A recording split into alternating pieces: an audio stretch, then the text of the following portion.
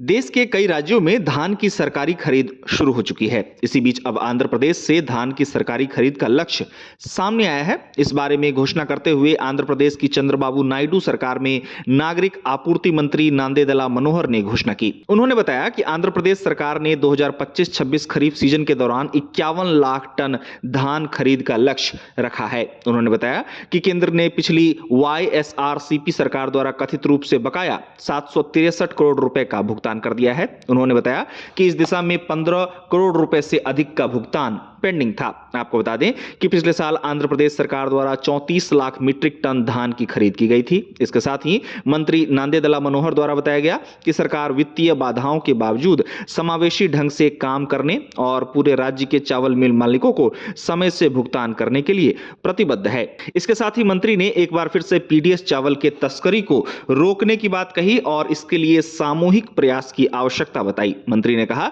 कि PDS के तहत वितरित किए जाने वाले चावल को रोकने के लिए मिल मालिकों को सरकार के साथ खड़ा रहना चाहिए। उन्होंने इस बारे में आह्वान करते हुए कहा कि आइए किसानों के लिए मिलकर काम करें और इस व्यवस्था को कायम रखें। साथ ही मंत्री द्वारा राज्य में धान खरीद के मद्देनजर 35 बैंकों के माध्यम से 1:2 में बैंक गारंटी व्यवस्था किए जाने और परिचालन संबंधी चुनौतियों का सामना करने वाले जिलों में सही समय पर निगरानी लागू किए जाने की बात कही। साथ ही उन्होंने खरीद सुधारों का भी इस दौरान जिक्र किया, जिसमें उन्होंने कहा कि धान बिक्री को लेकर राज्य के किसान व्हाट्सएप के माध्यम से पंजीकरण कर सकेंगे, जहां भुगतान 48 घंटों के भीतर जमा हो जाएगा और सारी प्रक्रिया पेपरलेस होगी। गौरतलब है कि धान खरीद को लेकर हाल ही में आंकड़े सामने आए हैं, जहां इस साल अब तक देश में 48 लाख टन से ज्यादा धान की खरीद हो चुकी है। आंकड़ों में बताया गया है कि धान खरीद के मामले में पंजाब और हरियाणा में खरीद ने पिछले सारे रिकॉर्ड तोड़ दिए हैं।